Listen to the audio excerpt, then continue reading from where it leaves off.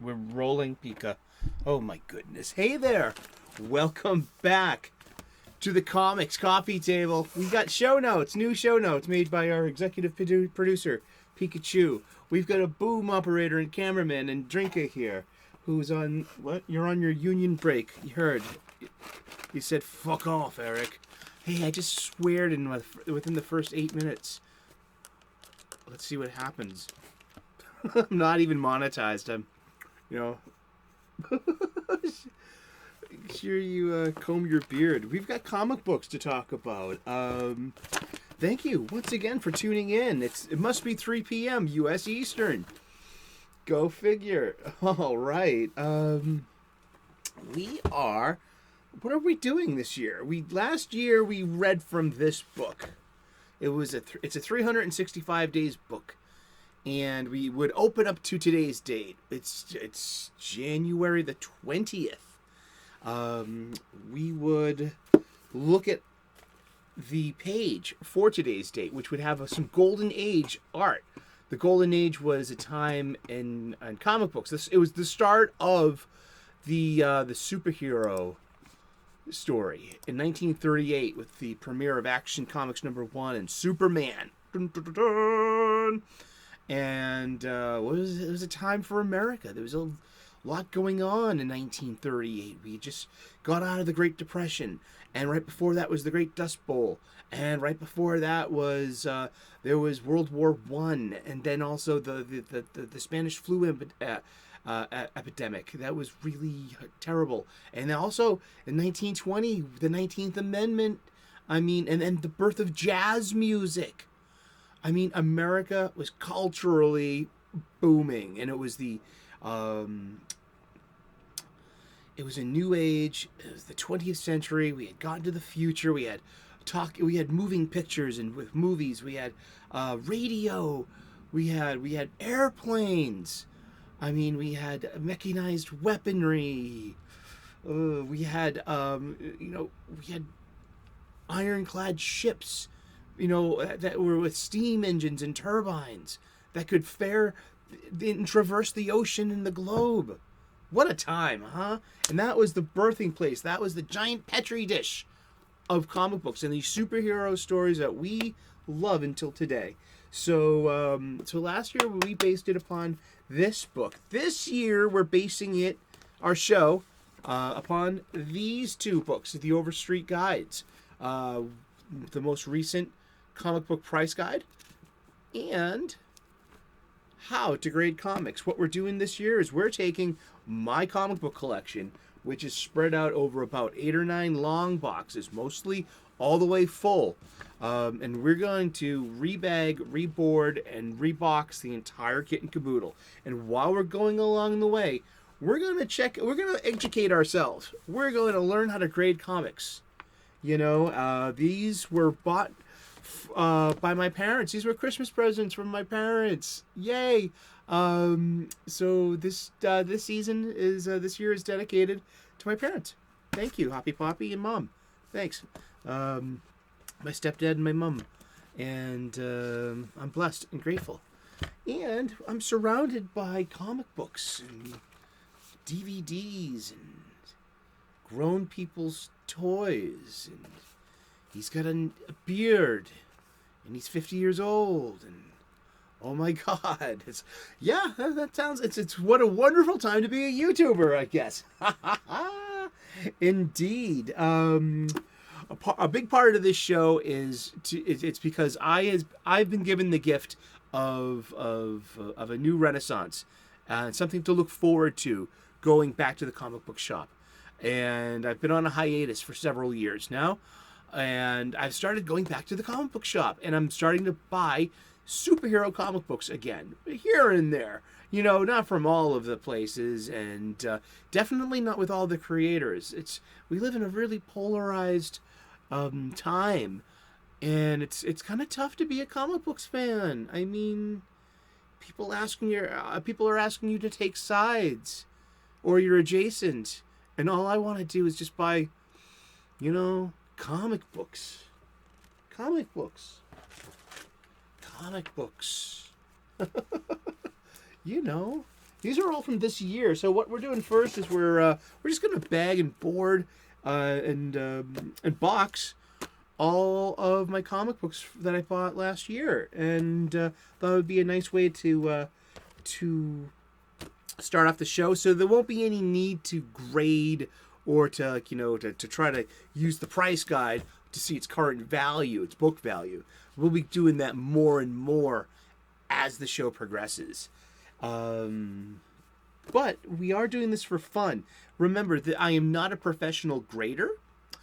This is simply a learning exercise, and this show is for entertainment only. So any of the images, any of the sources, or the topics that we use, they're all literally owned by someone else's intellectual property. But I own all of these books. These are all my, through gift or by purchase.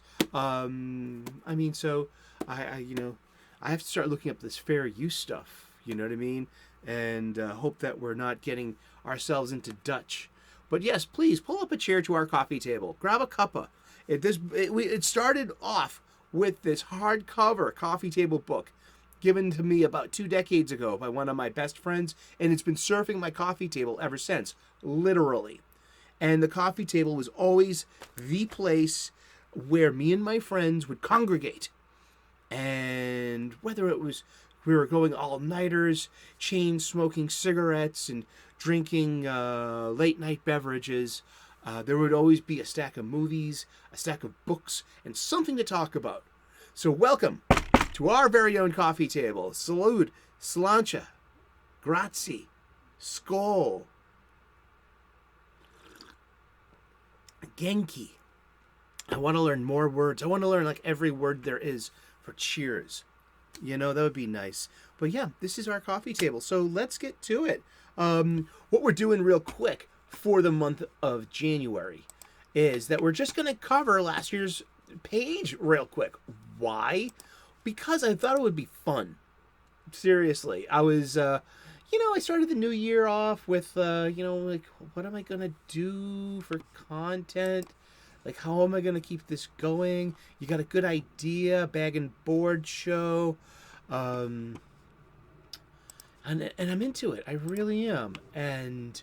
But I'm looking at last year's quote-unquote numbers.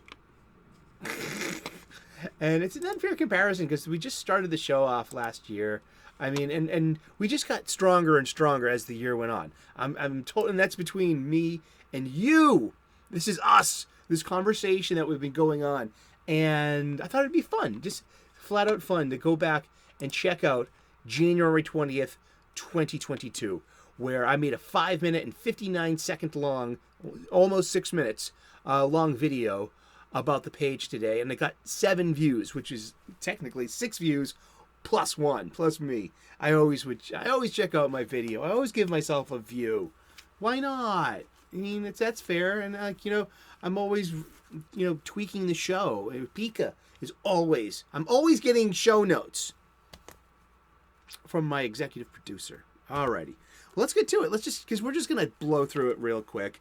And thank goodness that you're here. And I hope that you have a great day. I hope that you're taking care of yourself.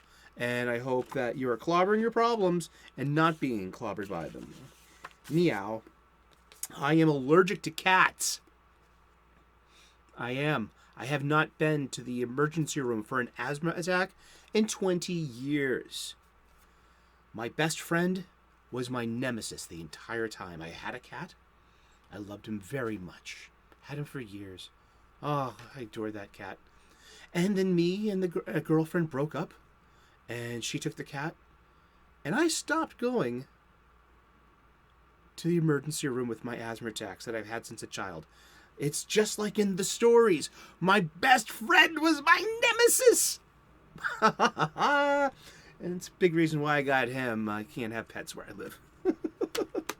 I look forward to one day having a short-haired dog, a hypoallergenic kind of dog. That would fit my lifestyle. But this is art by Erwin Hasen. It is January the 20th. Huzzah! Welcome to your day. And have a good one. Yeah. This is January 20th. This is art by Erwin Hasen from Sensation Comics, issue number 49, January of 1946. And this is Ted Grant, the Wildcat. Is that his name? Ted Grant? I believe so. Let's look that up. It's like, hey, look, it's the Wildcat meets an alley cat. Ooh, Wildcat DC Comics. Pika, you're supposed to have these up for me. Did you mean Wildcat? Yes, I said Widcat. Theodore Ted Grant. You guessed it. I'm reading from the Wiki. ATST. First appearance. Sensation Comics issue number 1, January of 1942. His alter ego is Theodore Ted Grant. And, boy, where did Crisis on Infinite Earths go? It's around here somewhere.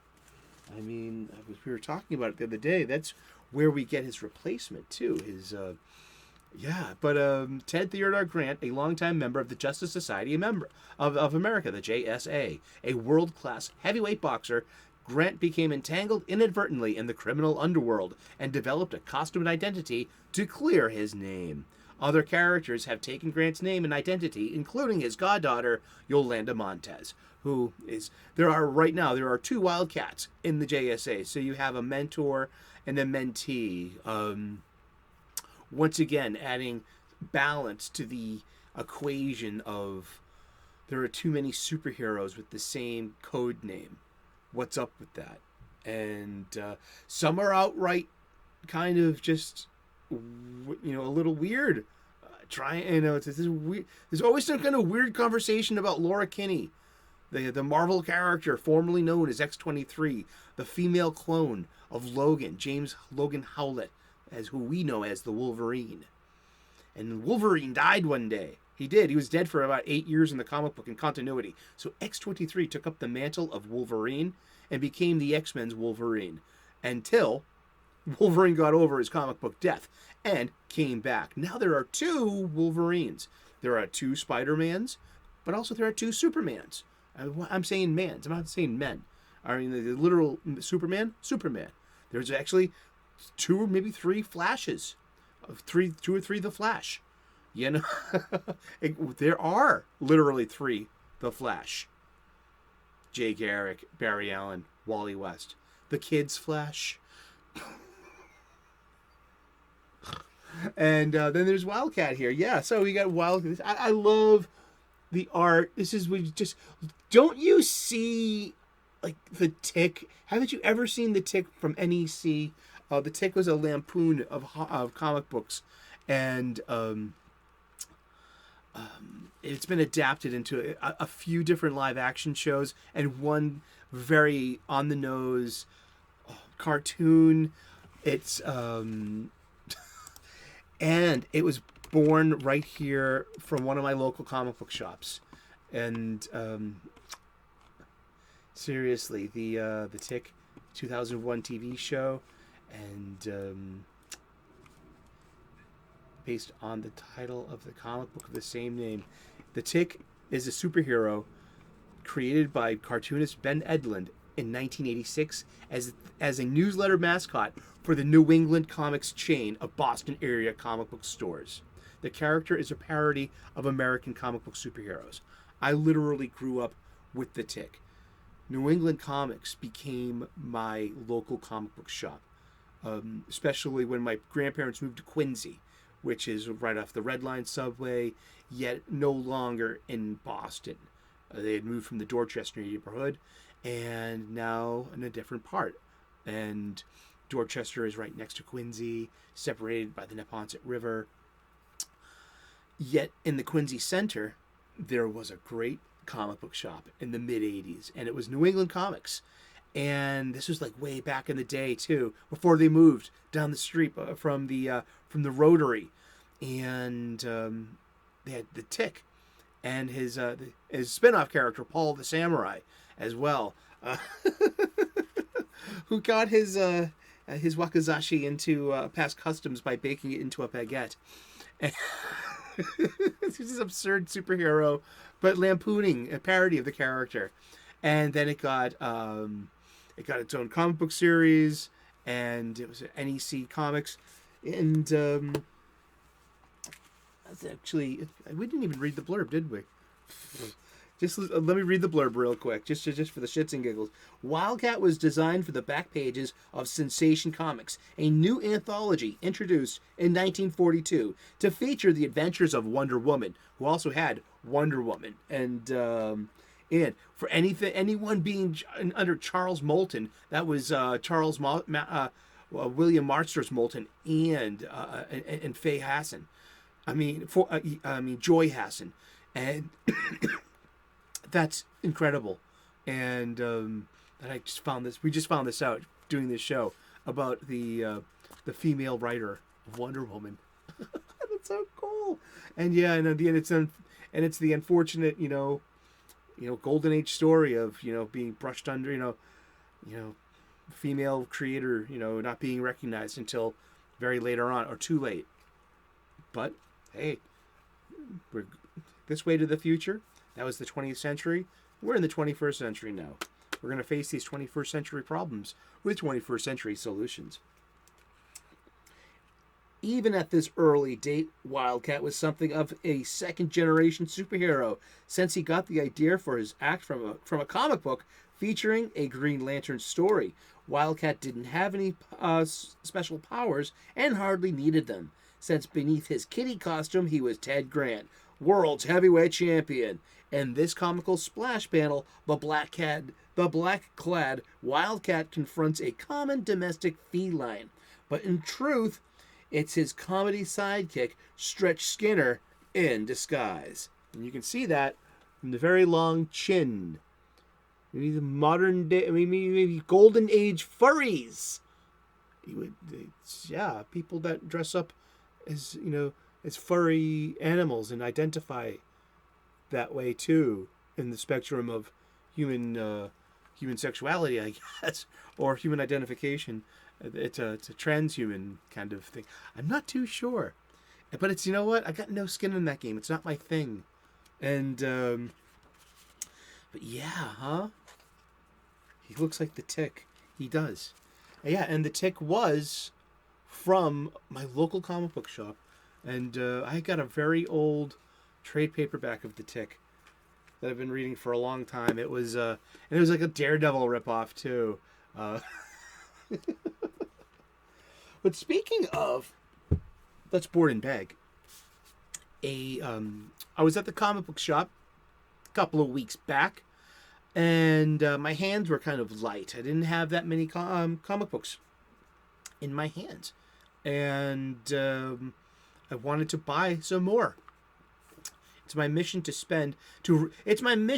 to redistribute my personal wealth of my own choosing, and I'll do it at my local comic book shop. And it will help them stay open. I think it's very important that we all go to our local comic book shop. You find out where it is. If you're tuned into this show, you know where your local comic book shop is. We need to stop buying supplies off of Amazon, and we need to just keep buying them at our local comic book shop. We need bags. We need boards. We need boxes. We need boxes.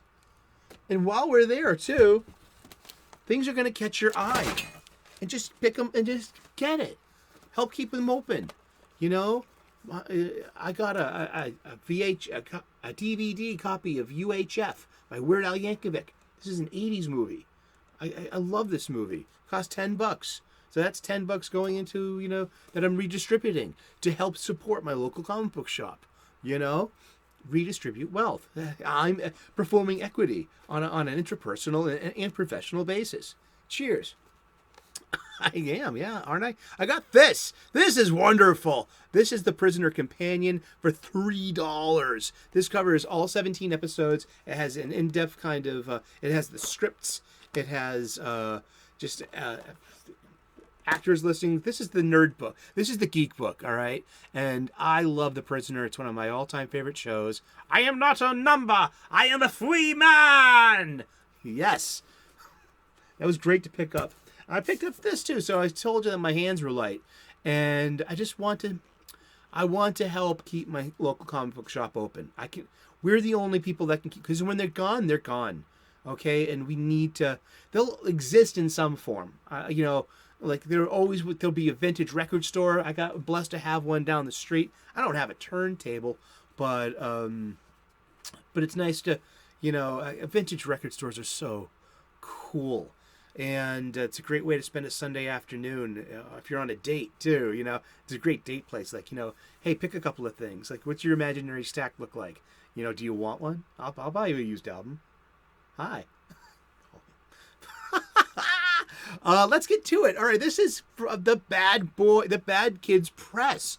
This is, here you go. Here's check them out. And this is called Cheap Tricks. This is, I believe, one of 3 independent titles produced and available at my local comic book shop, Kamikaze. And that's in Davis Square, Somerville. And it's got great art. Look, sequential art. It's just storytelling. It's got a nice simple style. It's got pretty nice colors. I mean, once again, going back to lettering and balloon placement, like nothing will take you out of an indie comic book quicker than bad lettering and bad voice balloon placements. And this is really fun. There are 2 other issues that I need to pick up. And but I don't know how this would be listed. It will have to eventually, hopefully, be listed in the Overstreet Price guide. But until then, we're keeping this at a 9.4 awesomeness. There are no dings, no corners. It's on a nice cardstock. Nice. It's like, because a lot of the longevity of this magazine is dependent upon the quality of its cover stock paper and its paper itself. This is and it was $4.99, and I got to support local artists and also my comic book shop too. Yeah, so that was we'll wrap it up there. We've been talking about comic books, haven't we? And we're going to talk about comic books every day for the rest of the year. You got it. So tune in tomorrow, 3 p.m. U.S. Eastern, and we'll find out who we're talking about when we turn the page tomorrow. You can find links in the description to the Amazon pages for both of these if you want to play at home this year. We're going to get more into this. I'm going to read from this tomorrow's episode, the introduction by Robert M. Overstreet himself. And I found it to be it's guiding principles. It's a mission statement. It's what we're up to as well this year. I bet you've got a bunch of comic books at home too, and whatever condition that you keep them in. But check it out. Do they need new boxes? Do you think a long box could be broken down into a more manageable short box? Do they need new acid-free boards? Do they need new MyLights? While we're going along, can we grade them? Give it an approximate grade? Can we learn how to grade at home together with each other on this very show? And can we find out the relative value? Did my comic book increase in value? I love having these kind of questions. I want to learn more about this, and we're going to together on this wonderful comic book show where we spend a couple of minutes every day embracing escapism, talking about comic books, something that we love. And you know what? It does love us back too, just to let you know. And there is a link to this book as well, this classic. I get a lot of good response to this book. People love this book.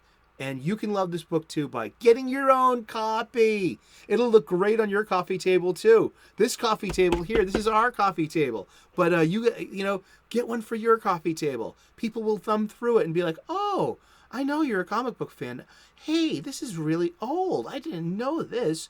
This is a great conversation starter. We know. We've been using it for over a year now, haven't we? So yeah, get your own copy. It will look great on your coffee table, and it makes a great gift for a geek. Thank you so very much for dropping in today. God bless. Namaste. Please like and subscribe. Bring a friend. Tell somebody. Spread the word. There's plenty of room at our coffee table for everyone. Come on in. We're going to talk about comic books, and we're going to have a good time. And we're just going to... just hang out for a few minutes. God bless you. If I can make the live chat at the 3 p.m. premiere, I will. And sometimes I won't be able to. I'm getting back to work very shortly. and my schedule is going back to normal. But the show will endure. The show must go on. I don't want to get a copyright strike. Alrighty, we'll get to it. Thank you so very much. God bless. We'll see you again tomorrow. Bye-bye.